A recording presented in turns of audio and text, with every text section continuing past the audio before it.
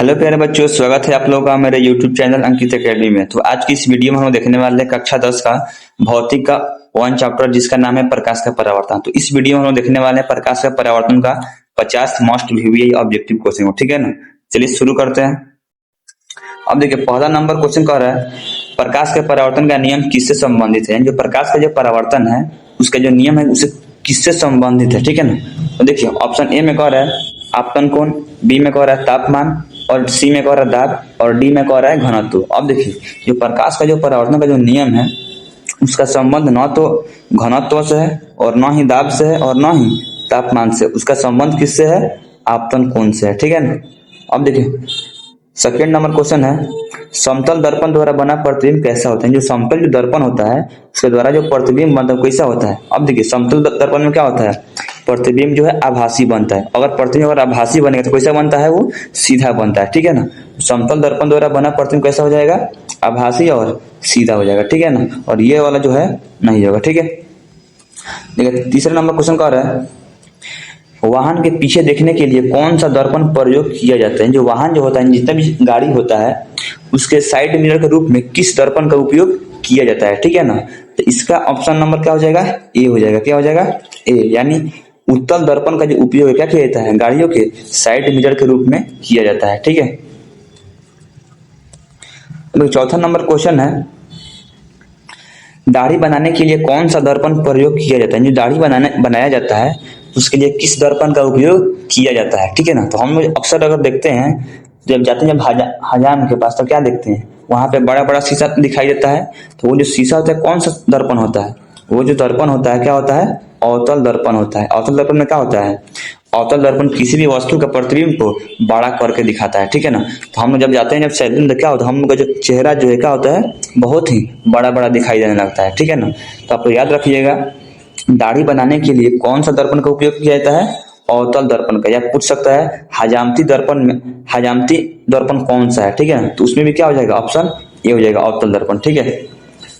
अब देखिए 5 number question है सूर्य की किरणों को एक बिंदु पर केंद्रित करने के लिए कौन सा दर्पण प्रयोग होता है। यानी सूर्य का जो किरण है उसको कौन सा दर्पण जो है क्या करता है, एक बिंदु पर केंद्रित कर सकता है।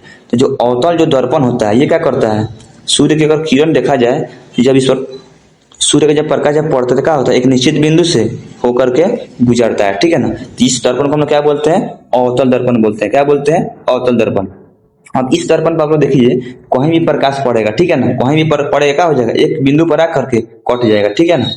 तो कौन सा दर्पण हो जाएगा, अवतल दर्पण। अवतल दर्पण क्या करता है, किसी बिंदु को एक अगर अवतल दर्पण जब हम प्रकाश को जब हम लोग गुजारते हैं तो क्या होता है, वो जो है टकरा कर फोकस पर एक निश्चित बिंदु पर क्या होता है, एकत्रित हो जाता है, ठीक है ना। सूर्य की किरणों को एक बिंदु पर केंद्रित करने के लिए कौन सा दर्पण प्रयोग होता है। तो इसके लिए क्या हो जाएगा, अवतल दर्पण। 5 से क्या हो जाएगा, ए नंबर। अब देखिए 6 नंबर क्वेश्चन है समतल दर्पण में प्रतिबिंब का आकार होता है। जो समतल जो दर्पण होता है उसमें प्रतिबिंब का आकार कैसा होता है। अब देखिए उसमें क्या होता है, वस्तु के बराबर होता है। जो प्रतिबिंब का जो आकार होता है कैसा होता है, वस्तु के बराबर होता है। जैसे हम लोग घरों में जब अपना जब चेहरा को जब दर्पण में जब देखते हैं तो क्या होता है, हम लोग का जो चेहरा जो है, हम लोग का जो शरीर का जो प्रतिबिंब जो है उतना ही बड़ा दिखाई देता है जितना बड़ा रहता है, ठीक है ना। तो जो समतल दर्पण होता है जिसका हम लोग उपयोग घरों में करते हैं वो क्या होता है, उसमें जो प्रतिबिंब होता है वस्तु के बराबर ही दिखाई देता है, ठीक है। 7 नंबर क्वेश्चन है प्रकाश की किरण किस पथ पर चलती है। यानी प्रकाश का किरण जो है किस पथ में चलती है, ठीक है ना। तो हम आपको बताए थे कि जो प्रकाश का जो किरण होता है क्या होता है, हमेशा एक सीधी रेखा में चलती है। क्या होता है, एक सीधी रेखा में चलती है। बी में कह रहे हैं वक्र पथ, यानी प्रकाश का जो किरण है वक्र मतलब होता है घुमावदार। तो क्या ऐसे ऐसे करके चलता है, नहीं होगा। सी में कह रहा है वृत्ताकार, जो प्रकाश का जो किरण है क्या होता है, एक वृत्तीय पथ पर गति करता है। ये भी गलत हो जाएगा, ठीक है ना। तो जो प्रकाश का जो किरण है क्या होता है, एक सीधी पथ पर चलती है, ठीक है ना।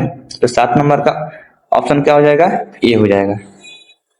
देखिए 8 नंबर में कह रहा है परावर्तन के नियमों की संख्या कितनी है। जो प्रकाश का जो परावर्तन है उसका नियमों की संख्या कितनी है, यहाँ पे हो जाएगा। तो ये तो आप लोगों को पता ही होगा, ठीक है ना। अब देखिए यहाँ पे क्या बोल रहा है, परावर्तन के नियमों की संख्या कितनी है, तो 2 है, ठीक है। 9 नंबर क्वेश्चन है आपतन कोण और परावर्तन कोण होते हैं। अब देखिए प्रकाश के परावर्तन का दूसरा अगर नियम देखिएगा तो क्या कहता है कि आपतन कोण परावर्तन कोण के बराबर होता है। जिससे यहाँ पे आपको समझा देते हैं। जैसे मान लीजिए यहाँ पे ले ले, ठीक है। अब यहाँ पे प्रकाश आ रहा है और यहाँ से प्रकाश जा रहा है, ठीक है ना। अब जो प्रकाश आता है उसको हम लोग क्या बोलते हैं, आपतित, और जो प्रकाश जाता है उसको हम लोग परावर्तित किरण, ठीक है ना। और बीच में क्या करते हैं हम लोग, एक अविलंब का निर्माण करते हैं, ठीक है। और आपतित किरण और आपतित किरण और अभिलंब के बीच जो किरण जो कोण बनता है उसको हम लोग क्या बोलते हैं, इसको हम लोग क्या बोलेंगे, आपतन कोण, ठीक है। और परावर्तित किरण और अभिलंब के बीच जो कोण बनता है इसको हम लोग क्या बोलते हैं, परावर्तन कोण बोलते हैं, ठीक है ना। तो प्रकाश के परावर्तन के दूसरे का नियम से क्या होता है, आपतन कोण जो है परावर्तन कोण के बराबर होता है। जितना यहाँ पे कोण बनेगा उतना ही यहाँ पर भी कोण बनता है, ठीक है ना। तो क्या हो जाएगा, आपतन कोण परावर्तन कोण होते हैं, क्या होगा, बराबर होता है। क्या हो जाएगा, बराबर। अब देखिए 10 नंबर क्वेश्चन है, टॉर्च में कौन सा दर्पण प्रयोग होता है। जो टॉर्च जो इस हम लोग घरों में जब देखते हैं, जब टॉर्च हम लोग यूज करते हैं तो उस टॉर्च में क्या होता है, कौन सा दर्पण रहता है। जैसे हम लोग टॉर्च अगर देखें तो कुछ इस प्रकार का रहता है,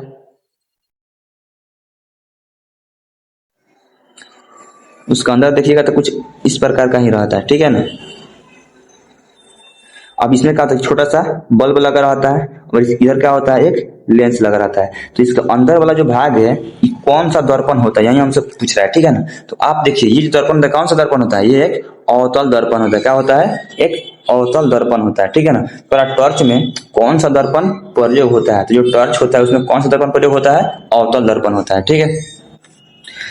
11 नंबर क्वेश्चन में समतल दर्पण में बना प्रतिबिंब होता है। जो समतल जो दर्पण होता है उसमें प्रतिबिंब कैसा बनता है, आभासी बनता है, सीधा बनता है। अब देखिए इसमें क्या है, वास्तविक आ रहा है ये भी नहीं होगा, इसमें क्या है वास्तविक ये भी नहीं होगा, उल्टा ये भी नहीं होगा, और कर बड़ा। अब देखिए समतल दर्पण में बना प्रतिबिंब क्या होता है, वस्तु के बराबर होता है। तो क्या होगा, ये भी नहीं होगा, ठीक है ना। अब बच गया कौन, ए नंबर। तो क्या हो जाएगा, ए नंबर क्या हो जाएगा, पार्श्व परिवर्तन। अब देखिए पार्श्व परिवर्तन क्या होता है, समतल दर्पण क्या करता है, प्रतिबिंब को 180 डिग्री पर क्या करता है, 180 डिग्री पर घुमा करके तो आप दिखाता है, उसको हम लोग क्या बोलते हैं, पार्श्व परिवर्तन बोलते हैं।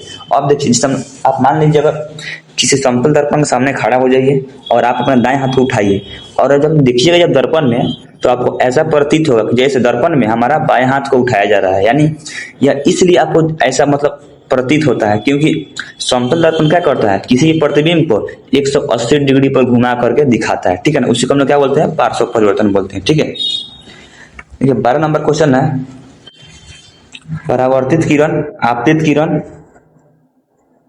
परावर्तित किरण, आपतित किरण और अभिलंब रहते हैं। अब देखिए प्रकाश के परावर्तन का जो पहला नियम ये क्या कहता है कि आपतित किरण, जो किरण आता है उसको क्या बोलेंगे, आपतित किरण, और जो जाता है उसको परावर्तित किरण, ठीक है। और अभिलंब, ये तीनों क्या होता है, तीनों जो है एक ही बिंदु पर स्थित होता है, ठीक है ना। ये क्या होता है, एक ही तल में स्थित होता है, ठीक है।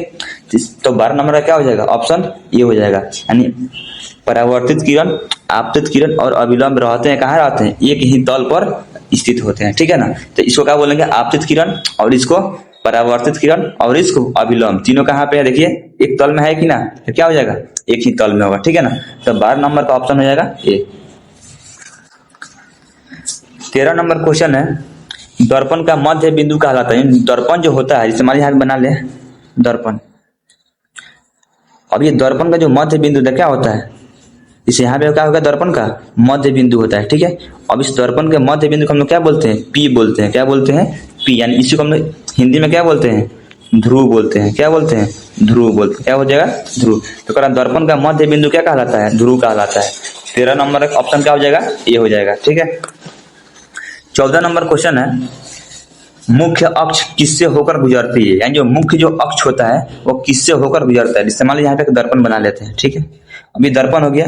अब ये जो मुख्य जो अक्ष, इसको क्या बोलेंगे हम लोग, मुख्य अक्ष बोलेंगे। अब ये किससे किससे होकर के गुजरता है, तो यहाँ पे क्या होता है, बिंदु P, इसको क्या बोलेंगे हम लोग, ध्रुव बोलेंगे।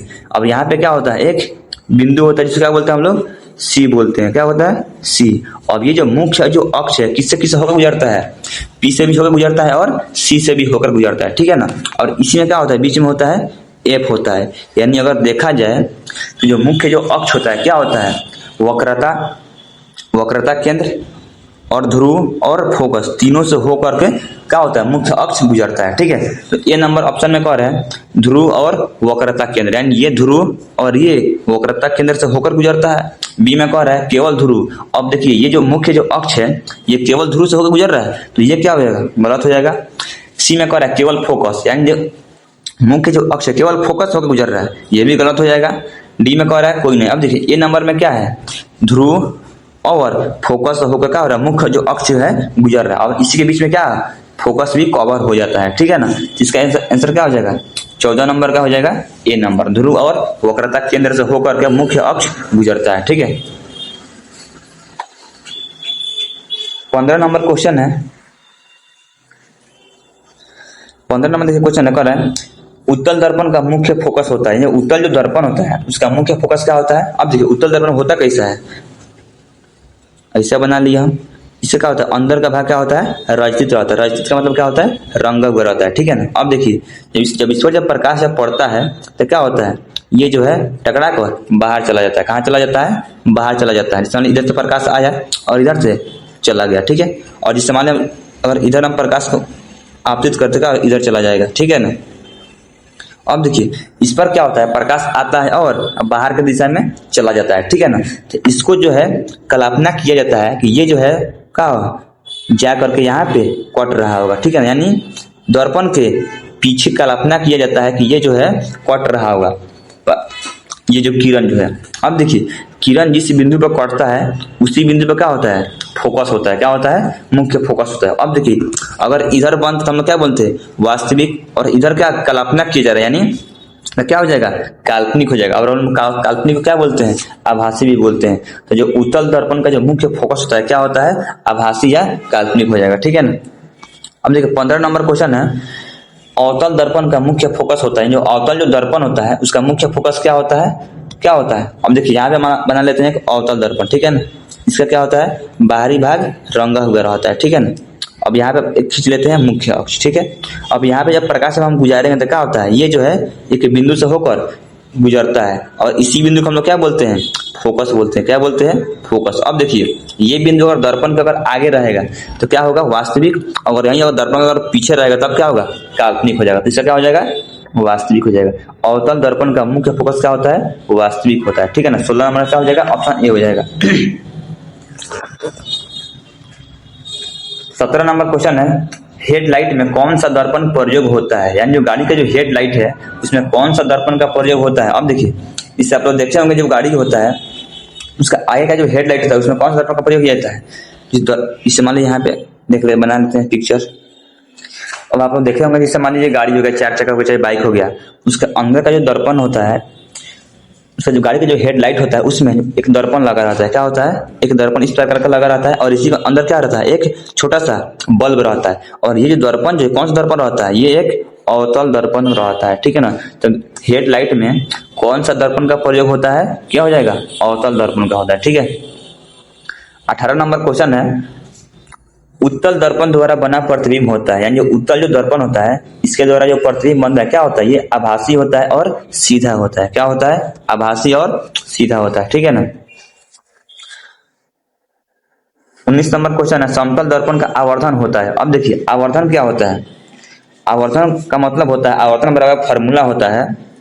आवर्धन को हम लोग लिखते हैं एम लिखते हैं। क्या लिखते हैं, एम लिखते हैं। ठीक है ना, और इसका फॉर्मूला क्या होता है, v बाई यू। क्या होता है, v बाई यू। अब देखिए v का मतलब क्या होता है, प्रतिबिंब की ऊंचाई, और u का मतलब क्या होता है, वस्तु की ऊंचाई। ठीक है ना, अब देखिए समतल दर्पण का आवर्धन पूछ रहा है। ठीक है, तो हम आपको एक बात बता चुके हैं कि समतल दर्पण में जो प्रतिबिंब बनता है क्या होता है, उसका जो आकार होता है वस्तु के आकृति के बराबर होता है। ठीक है ना, तो अब देखिए v क्या है, प्रतिबिंब की दूरी, प्रतिबिंब की दूरी कर रहा है। ई क्या होता है, प्रतिबिंब की ऊंचाई, और यू क्या होता है, वस्तु की ऊंचाई। ठीक है ना, अगर आप देखा जाए तो दोनों का ऊंचाई क्या होता है, सेम सेम होता है, तो दोनों क्या हो जाएगा, कट जाएगा और क्या आ जाएगा, एक आ जाएगा। कितना हो जाएगा, एक हो जाएगा। ठीक है ना,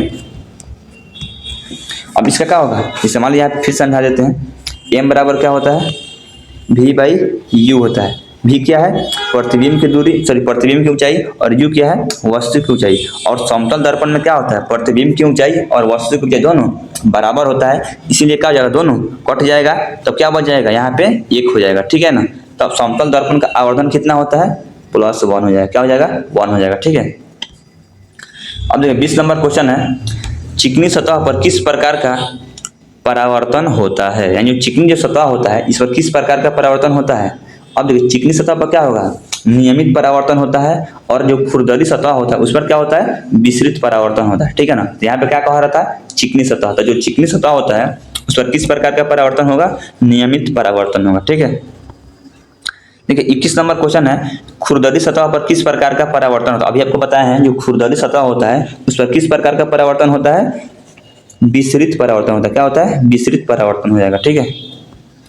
22 नंबर क्वेश्चन है, वक्रता त्रिज्या और फोकस दूरी में संबंध होता है, यानी वक्रता त्रिज्या क्या होता है, आर होता है, वक्रता त्रिज्या क्या होता है, आर, और फोकस दूरी क्या होता है, एफ होता है। अब देखिए इस चैप्टर में हम लोग क्या पढ़े हैं, वक्रता त्रिज्या और फोकस दूरी के बीच में क्या संबंध होता है, इसका संबंध होता है एफ बराबर r/2 होता है। क्या होता है, r/2। अब देखिए अगर इसको मल्टीप्लाई करें तो कितना हो जाएगा, r बराबर 2f हो जाएगा। इससे क्या हो जाएगा, 22 नंबर का ऑप्शन ये हो जाएगा, r बराबर क्या होता है, 2f होता है, ठीक है ना। ये क्या है, फोकस सूत्र था। 23 नंबर क्वेश्चन है, समतल दर्पण की फोकस दूरी होती है। अब देखिए जो समतल जो दर्पण होता है उसका फोकस दूरी क्या होता है, अनंत होता है। क्या होता है, अनंत होगा। क्या हो जाएगा, अनंत। अब देखिए यहाँ पे मान लेते हैं समतल दर्पण है, ठीक है। अब इसमें जब हम लोग प्रकाश जब गुजारते हैं, क्या करते हैं, प्रकाश को जब गुजारते हैं तो क्या होता है, ये जो है अनंत बिंदु पर जाकर के कटता होगा, ऐसा कल्पना किया जाता है, ठीक है ना। तो जिस बिंदु पर जब किरण जब कटेगा तो वहीं पे क्या हो जाएगा, फोकस दूरी होता है, ठीक है ना। तो समतल दर्पण होगा उसका फोकस दूरी क्या हो जाएगा, अनंत होता है। क्या होता है, आप लोग याद रख लीजिएगा इसी तरह कि जो समतल दर्पण होगा उसका फोकस दूरी क्या होता है, अनंत होता है, ठीक है ना। दर्पण सूत्र पर 24 नंबर क्वेश्चन है, दर्पण सूत्र है, यानी दर्पण का जो सूत्र क्या होता है, दर्पण सूत्र क्या होता है, 1/f बराबर 1/v प्लस 1/u होता है। तो देखिए कहाँ पे, ऑप्शन नंबर ए हो जाएगा। तो जो दर्पण सूत्र क्या हो जाएगा, 1/f बराबर 1/u बटा 1/v प्लस 1/u होता है, ठीक है। तो दर्पण सूत्र क्या हो जाएगा, 1/f बराबर 1/v प्लस 1/u हो जाएगा, ठीक है ना। तो 24 नंबर का हो जाएगा, ऑप्शन ए हो जाएगा। 25 नंबर में है, आवर्धन का सूत्र होता है। अब देखिए अभी आपको बता चुके हैं आवर्धन का सूत्र क्या होता है, आवर्धन बराबर क्या होता है, एम बराबर क्या होता है, v/u होता है, ठीक है ना। लेकिन अब इसमें आप देखिए v/u कहीं पे दिख रहा है, ये भी नहीं होगा, ये भी नहीं होगा। अब यहाँ पे क्या दिख रहा है, u/v है, तो क्या होगा, ये भी नहीं होगा, ठीक है ना। यहाँ पे क्या दिख रहा है, v/u तो दिख रहा है, लेकिन यहाँ पे क्या दिख रहा है, माइनस में दिख रहा है, ठीक है ना। तो आवर्धन का मान क्या हो सकता है, कभी प्लस में होगा और कभी माइनस में होगा, ठीक है ना। और ये कब होगा आपको हम पहले चैप्टर के अंदर पढ़ा चुके हैं, ठीक है। यहाँ पे क्या हो जाएगा, 25 का ऑप्शन ए हो जाएगा, ठीक है। 26 नंबर क्वेश्चन है, अवतल दर्पण से वास्तविक प्रतिबिंब प्राप्त होता है, यानी अवतल जो दर्पण होता है उससे वास्तविक प्रतिबिंब कब कब प्राप्त होता है, ठीक है ना। अब देखिए जिससे अवतल दर्पण को बना लेते हैं। अब यहाँ पे ले लेते हैं अवतल दर्पण, ठीक है। क्या हो गया, अवतल दर्पण, और ये हो गया मुख्य अक्ष पर, ठीक है। और यहाँ पे हो गया आपका P, ये क्या हो जाएगा P, यहाँ पे बना लेते हैं F, और ये क्या हो जाएगा आपका C हो जाएगा, ठीक है ना।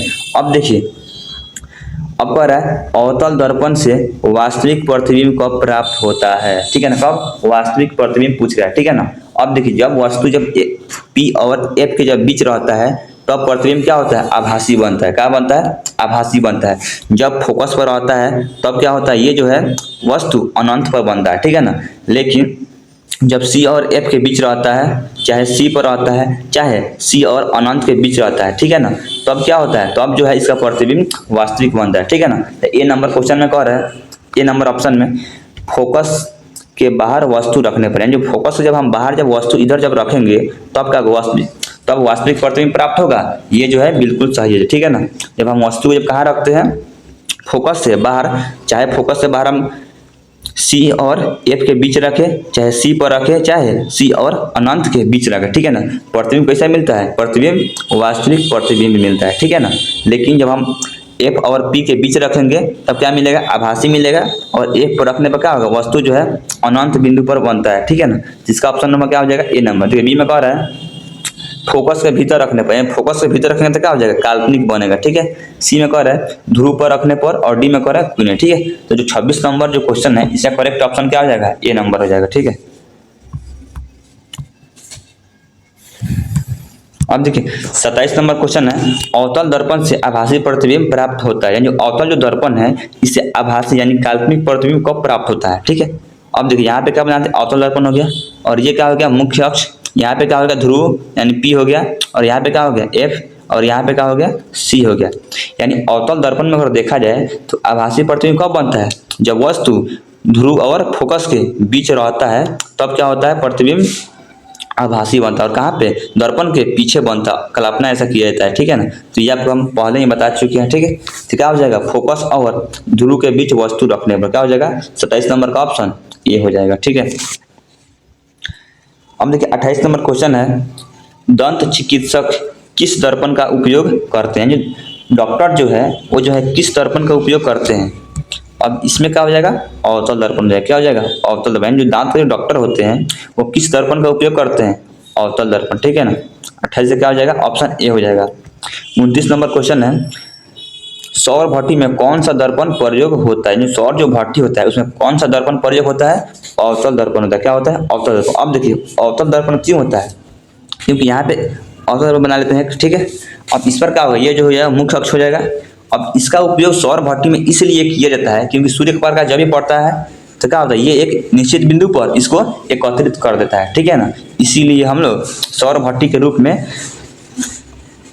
अवतल दर्पण का प्रयोग करते हैं। ठीक है ना, जैसे मान लीजिए प्रकाश अगर यहाँ पड़ेगा तो प्रकाश यहाँ पर आके पड़ जाएगा। ठीक है ना, प्रकाश अगर मान लीजिए अगर यहाँ पे पड़ेगा फिर भी प्रकाश आके यहीं पर एकत्रित होगा। ठीक है ना, तो अवतल दर्पण क्या करता है, प्रकाश को एक निश्चित बिंदु पर एकत्रित कर देता है, इसीलिए सौर भट्टी में हम लोग क्या करते हैं, अवतल दर्पण का उपयोग करते हैं। ठीक है ना,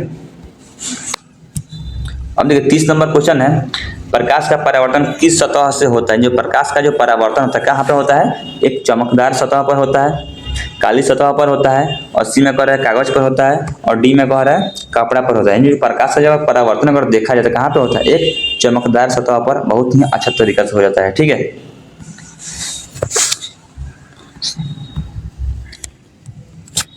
अब देखिए 31 नंबर क्वेश्चन है, आपतन कोण मापा जाता है, जो आपतन जो कोण होता है वो कहाँ से मापा जाता है। जैसे मान लीजिए यहाँ पे बना लेते हैं, ये आपतित किरण हो गया और ये क्या हो गया, परावर्तित किरण हो गया। ठीक है ना, अब देखिए यहाँ पे एक अभिलंब का निर्माण करते हैं और ये कोण क्या हो जाएगा, आपतन कोण कहलाएगा, और ये वाला कोण क्या कहलाएगा, परावर्तन कोण कहलाएगा। ठीक है ना, अब हम लोग आपतन कोण का माप कहाँ से करते हैं, हम एक अभिलंब के द्वारा आपतन कोण का माप करते हैं। किससे करते हैं, अभिलंब से।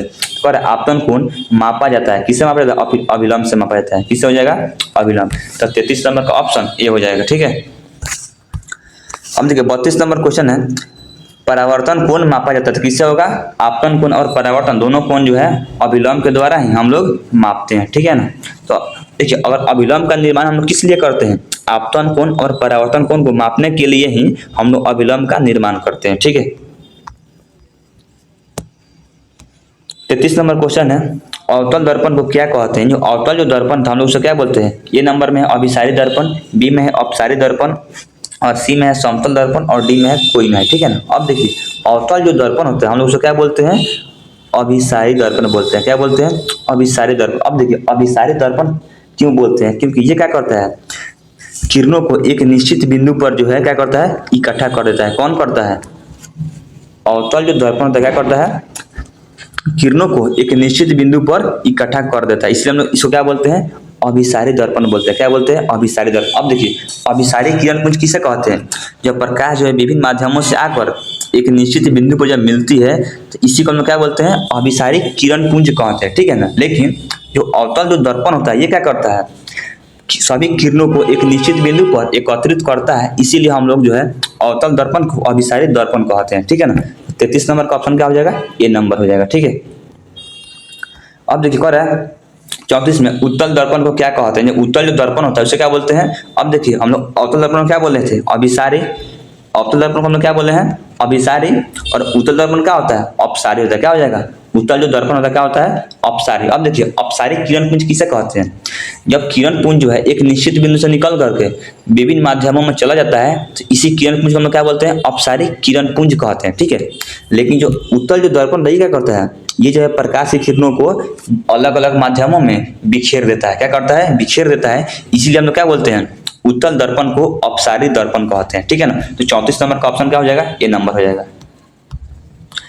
35 नंबर में कह रहा है दर्पण की शक्ति का एसआई इकाई है, दर्पण जो है इसकी शक्ति का एसआई इकाई क्या है, इसका होता है डायोप्टर होता है, क्या होता है, डायोप्टर। हम लोग इसको डायोप्टर को लिखते हैं डी, और डी बराबर फॉर्मूला क्या होता है, 1/f होता है, और एफ क्या होता है, फोकस क्या होता है, हमेशा इसका वैल्यू जो है मीटर में रखा जाता है, ठीक है ना।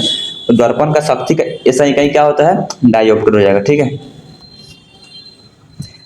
36 नंबर क्वेश्चन है वास्तविक प्रतिबिंब को प्राप्त किया जा सकता है। अब देखिए हम हमको बता चुके हैं कि वास्तविक प्रतिबिंब जो है उसको पर्दे पर प्राप्त किया जा सकता है, ठीक है ना। बी में कह रहा है केवल आंखों से, सी में कह रहा है दर्पण पर, और डी में कह रहा है कहीं नहीं। तीसरा ऑप्शन क्या हो जाएगा, पर्दों पर। यानी जो वास्तविक जो प्रतिबिंब होता है इसको हम लोग कहाँ प्राप्त कर सकते हैं, पर्दों पर हम लोग इसको प्राप्त कर सकते हैं, ठीक है ना।